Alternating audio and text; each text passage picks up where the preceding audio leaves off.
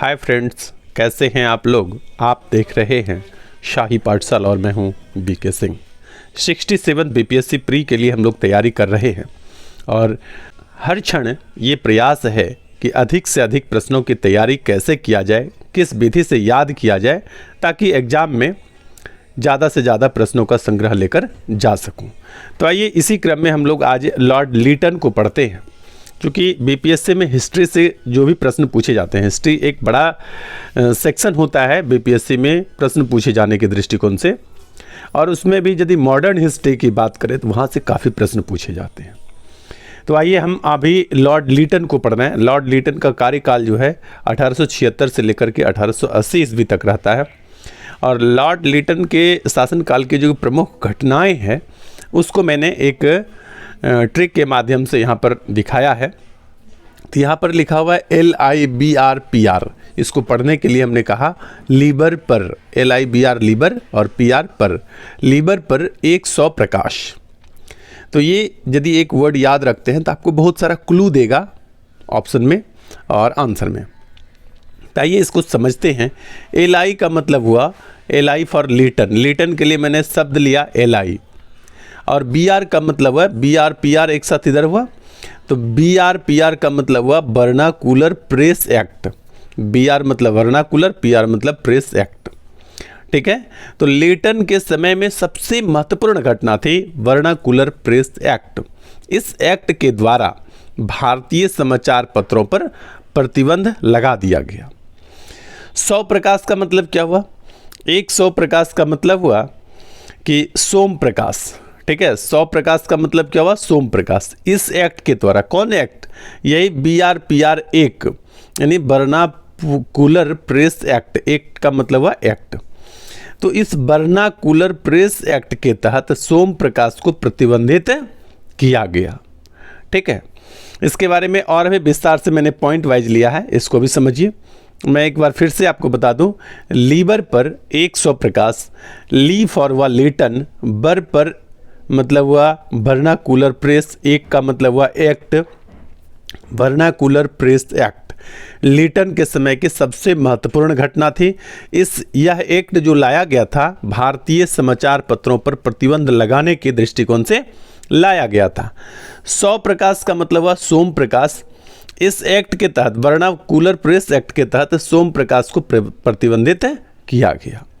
अब पॉइंट में हम लोग समझते हैं कि लीटन के समय 1878 ईस्वी में, 76 में लीटन शासन में आया, और उसके बाद 78 में वर्नाकुलर प्रेस एक्ट को लागू किया गया।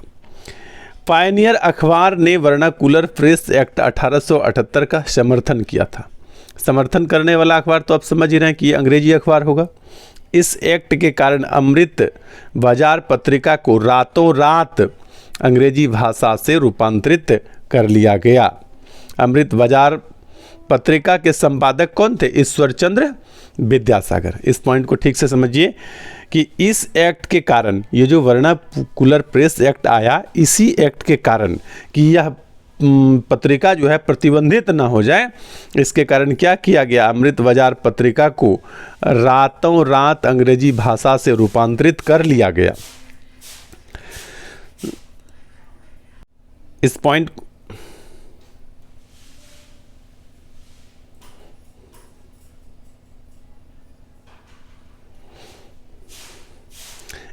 को ठीक से समझते हैं। इस एक्ट के कारण, किस एक्ट के कारण?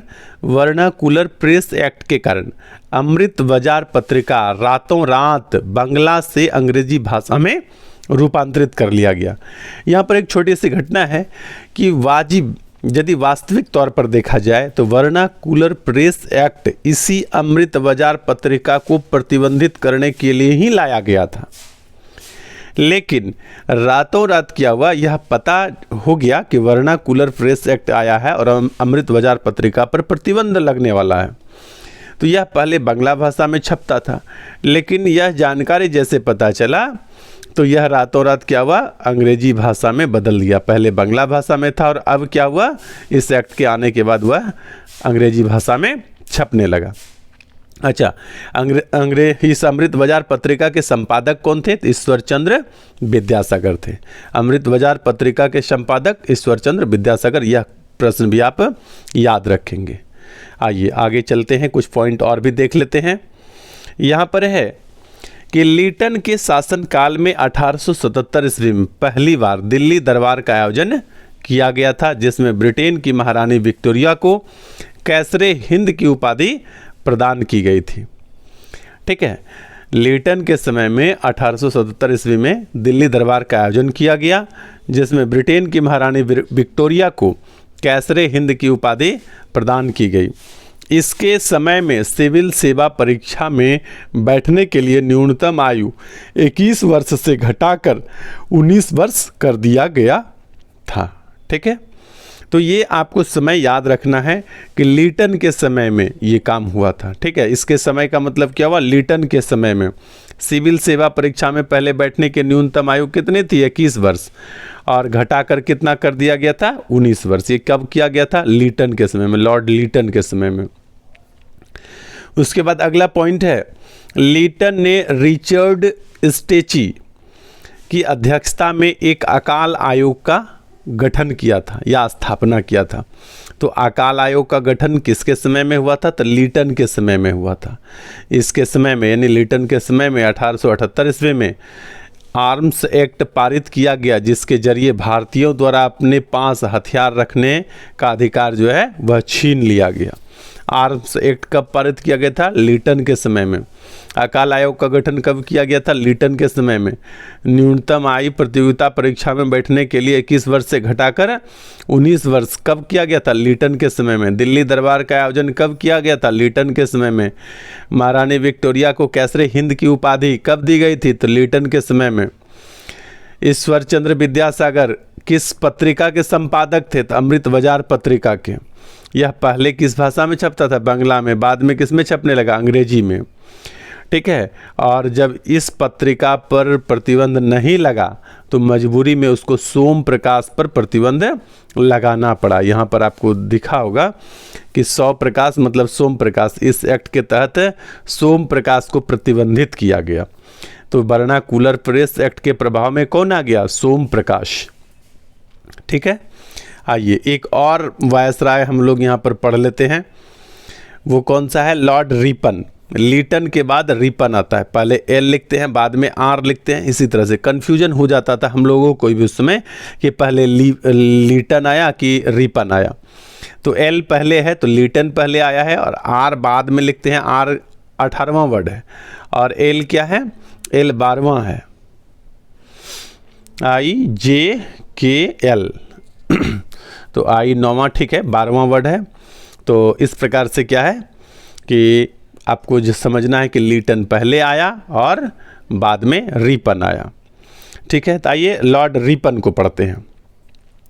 यहाँ पर फ्लोरेंस नाइटिंगेल ने रिपन को भारत का उद्धारक कहा था। फ्लोरेंस नाइटिंगेल ने भारत का उद्धारक किसको कहा था? लॉर्ड रिपन को।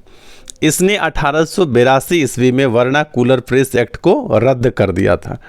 लीटन ने जिस वर्ना प्रेस एक्ट को लाया था, रिपन ने उसी वर्नाकुलर प्रेस एक्ट को क्या किया? 82 में समाप्त कर दिया था। 78 में आया था और 82 में इसको समाप्त कर दिया। इसके बाद क्या होता है कि 1882 में हंटर की अध्यक्षता में एक हंटर आयोग का गठन किया ताकि शिक्षा में व्यापक सुधार किया जा सके। तो आपका पास प्रश्न यहाँ पर बन गया कि हंटर आयोग का गठन जो है किसकी अध्यक्षता में किया गया था? तो हंटर की अध्यक्षता में किया गया था। किसके समय में किया गया था? रिपन के समय में किया गया था।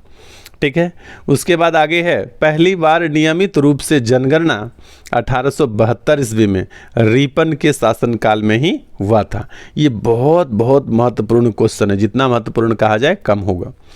कि पहली बार नियमित रूप से जनगणना कब किया गया था? 1872 ईस्वी में किया गया था। उसके बाद और अंतिम इधर पॉइंट क्या है? तो वो है रिपन ने सिविल सेवा में प्रवेश की आयु 19 वर्ष से बढ़ाकर पुनः 21 वर्ष कर दिया था। लिटन ने जो जो काम किया था उसका उल्टा रिपन ने आकर कर दिया। और एक दो बात नया जो किया वो क्या कि हंटर आयोग का गठन किया। और यह किस लिए किया था? शिक्षा व्यवस्था में सुधार के लिए हंटर आयोग का गठन किया गया था।